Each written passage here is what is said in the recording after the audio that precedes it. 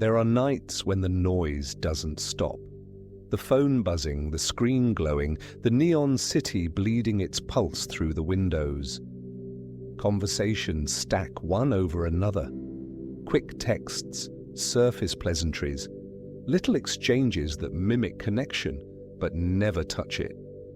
I've lived those nights. I've answered 1,000 messages, responded with the right emojis, clicked like on 100 updates, and laughed politely at chatter in crowded rooms.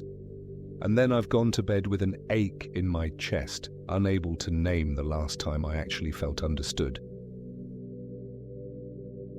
That is the contradiction of our age. We are more connected than ever, but starving for depth.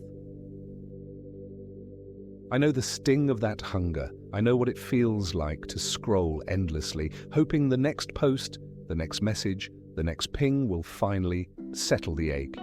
But the ache never settles. It grows, because what I was feeding myself was noise. And noise numbs, but it never nourishes. The more contact I had, the more restless I felt. My head throbbed from the glare of screens. My chest tightened with overstimulation. My own silence felt unbearable. And yet, underneath all the noise, what I longed for was not more contact, but more connection. Not more words, but truer ones. Not more sound, but the kind of silence you can share with another soul without needing to perform. So here is the question I had to face. Why do we drown in noise while craving depth? Noise promises comfort. It fills the void. It distracts from the questions we don't want to sit with. But the more we fill our lives with noise, the more we lose the very thing we claim to be seeking. Because connection is not made in chatter. Connection is made in presence. I once went to a networking event. The kind of sleek, buzzing room filled with clinking glasses, polished smiles and business cards exchanged like currency. By the end of the night, my pocket was full of numbers, but my soul was empty. I left with names, but not with meaning. I had been surrounded by contact, but I had not touched depth. Noise had numbed me. Depth had eluded me. And so I confess, I've been part of the illusion. I've mistaken noise for relationships. I've drowned myself in stimulation, only to find myself lonelier than when I began. Noise numbs, depth heals. And I am learning, slowly, that turning down the volume is the only way to hear what's real. The lie of our time is seductive. More contact equals more connection. Everywhere we look, the evidence seems to confirm it. We carry devices that keep us tethered at all hours. We can speak across continents in seconds. We can join 1,000 conversations without leaving the couch. Our calendars fill, our inboxes overflow, our notifications multiply. By the numbers, we have never been more connected, and yet by the truth of our souls, we have never been lonelier. I have lived this lie. I thought if I just answered enough messages, showed up to enough events, kept up with enough updates, I would finally feel less alone. I convinced myself that activity equaled intimacy, that chatter equaled closeness, that being available equaled being known. But what I discovered painfully is that noise does not equal depth. Noise numbs. Depth demands silence. Micro-behaviors betray us. The endless notifications we check, even when nothing urgent waits. The performative smiles we wear in crowded rooms. The way we fill silences with chatter because we are terrified of what might emerge if we let the quiet settle. The numbing scroll through feeds, not because we are curious, but because we cannot bear stillness. Each of these behaviors is noise, and each time the cost is the same. Depth recedes further. The counter-argument comes quickly. At least I'm connected, at least I'm not alone, but I know the sting of that illusion. Connection isn't contact, it's presence, and presence cannot be downloaded, scrolled, or performed. Presence is felt in the weight of silence shared, in the moment a friend sits with you and doesn't rush to fill the air, in the raw honesty that cuts through performance. Noise comforts, but only briefly. It distracts us from our hunger, but it cannot feed us. Like the ocean that roars loud on the surface, noise is overwhelming, endless, restless. But dive deeper and everything grows quiet, and in that quiet, depth reveals itself. That is the truth the lie obscures. We are drowning in surface noise, but starving for the silence that makes depth possible. Noise numbs, depth heals. And until we turn down the volume, we will never hear what's real. I remember one night clearly because it was the night I realized how deep the hunger had grown in me. I had been at another gathering, one of those bustling events that promises connection but delivers only exhaustion. The kind where music hums in the background, small talk overlaps like static, and people's eyes dart over your shoulder while you're speaking, searching for someone more useful to engage. I played the part. I smiled when expected. I shook hands. I let conversations skim the surface of weather, work, and the latest headlines. I exchanged numbers, even laughed convincingly at jokes that didn't touch me. But when I walked out, the air hit me like emptiness. My pocket was full of contacts, but my heart was hollow. I drove home that night through city streets lit with neon. Billboards flashed, horns blared, the whole world vibrating with stimulation. My phone buzzed beside me on the seat. New messages, new notifications, new invitations. I stared at it at a red light, the screen glowing against the dark, and thought, I have never been so reachable, and I have never felt so far away from anyone. I pulled into my driveway, turned off the car, and sat in silence. The hum of the engine faded, and in that sudden quiet I felt the ache more sharply than ever. I could not remember the last time someone had looked me in the eye and waited, truly waited, for me to finish a thought. I could not remember the last time I had sat with someone without checking a screen, without filling the pauses with nervous chatter. I could not remember the last time silence with another person had felt safe instead of threatening. That realization broke me open. I had answered 1,000 messages that week. I had performed in countless conversations, but I couldn't name the last time I had felt understood. That was the costly confession I had to admit to myself. I had been living on noise, and noise had numbed me, but it had not fed me. I thought of the ocean, with how on the surface the waves crash and roar, overwhelming, restless, but if you dive beneath, even just a few meters down, the noise fades. The deeper you go, the quieter it becomes, until at last, in the stillness of the deep, you feel something vast, something healing. That was what I longed for. Not more surface waves. Depth. The kind of quiet where real connection can breathe. But I had been too afraid of silence, too afraid of the questions it might surface, too afraid of intimacy without performance. And so I drowned myself in noise instead. Noise gave me company, but never communion. Noise gave me chatter, but never presence. Noise gave me contact, but never connection.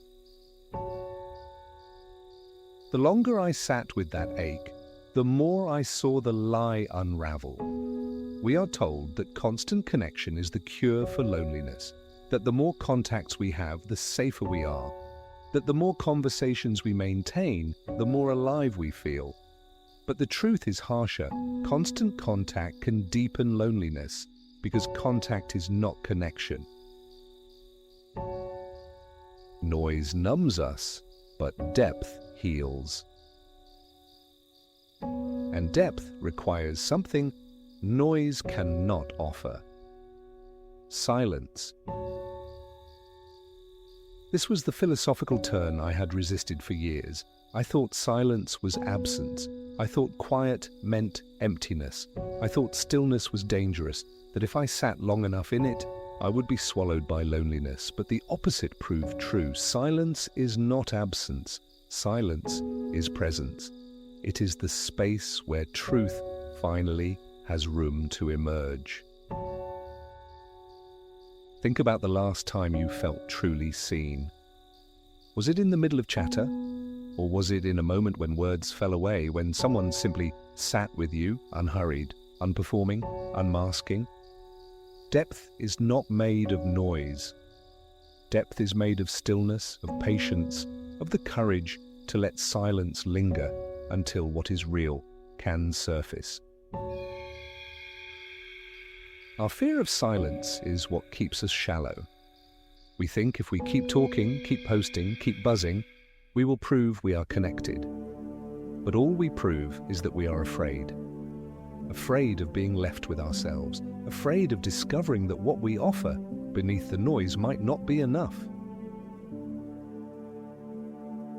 But here is the detour.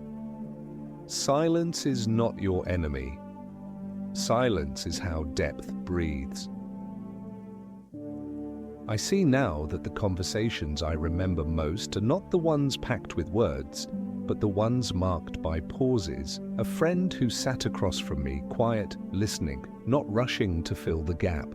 A late-night walk when no words were spoken for minutes at a time, and yet the presence between us was thick with connection.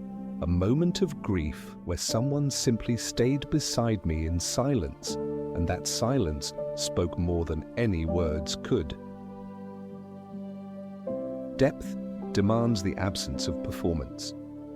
Depth asks us to drop the mask, to stop rehearsing lines, to resist the urge to entertain. Depth begins where the noise ends. So I turn the cultural lie inside out. More contact does not mean more connection. In fact, it may mean less. Because the more we fill the air with noise, the less room we leave for depth. Noise numbs. Depth heals.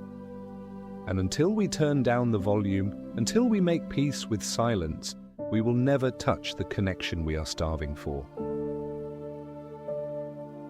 I began to see that the hunger in me wasn't for more contacts, more messages, more noise. It was for depth. It was for silence that could be shared without shame. It was for words that weren't rushed, but ripened. So I started experimenting with something I had once feared, turning things off. I would silence my phone, place it face down, and let the screen go dark. At first, the quiet was unbearable. My fingers twitched for the buzz, my mind itched for distraction. But slowly, as the minutes stretched, something else arrived. A kind of presence I hadn't felt in years. One evening, I lit a candle instead of reaching for the remote. I sat in the flickering glow, alone, no noise to shield me from myself. And what I discovered was not emptiness, but relief. I realized that depth doesn't require constant stimulation. Depth requires attention. The first time I tried bringing this into a conversation, I was terrified. I sat with a friend and resisted the urge to fill every pause. I let the silence linger. And in that silence, he said something he had never admitted before, something raw, something that only surfaced because there was finally space for it. That moment showed me what I had been missing all along. Depth isn't found in the speed of response. Depth is found in the willingness to wait. So I ask you, who in your life do you crave silence with, not chatter? Who could you sit with, wordless, and still feel understood? Who might finally reveal their truth if you stopped filling the air and simply stayed? We are drowning in noise, but we are starving for presence. We are trained to fear silence, but silence is the soil where depth grows. The shift I have made is simple but costly. I no longer measure my connection by the number of contacts in my phone, but by the handful of souls I can sit with in quiet honesty. I no longer count the noise as proof of life. I seek the depth that heals. Noise keeps us together. Depth keeps us alive. We are living in an age where contact is endless, and yet understanding is rare. The buzz of connection surrounds us, and yet loneliness thickens in our chests. The lie says more noise will soothe us, but I know now noise numbs, depth heals. I once answered 1,000 messages only to realize I couldn't name the last time I felt understood. I once left a networking event with pockets full of names but a soul empty of meaning. I once drowned myself in noise, convinced it would comfort me, only to wake in the silence of night with the ache still throbbing. Now I see that the cure is not more noise but less, not more chatter but presence, not more contact but connection. So here is the benediction I offer as a blessing and as reminder. Turn down the volume to hear what's real. Let the phone screen go dark, let the neon fade, let the hum quiet, and in that silence, listen for the voice that has been waiting, the voice of another soul willing to meet you, the voice of your own heart, the voice of depth. Because depth begins where noise ends. So tonight, as the world buzzes around you, may you find the courage to mute the noise. May you risk silence. May you welcome the pauses. And in those pauses, may you discover the healing you've been craving all along. Noise numbs. Depth heals. Turn down the volume to hear what's real.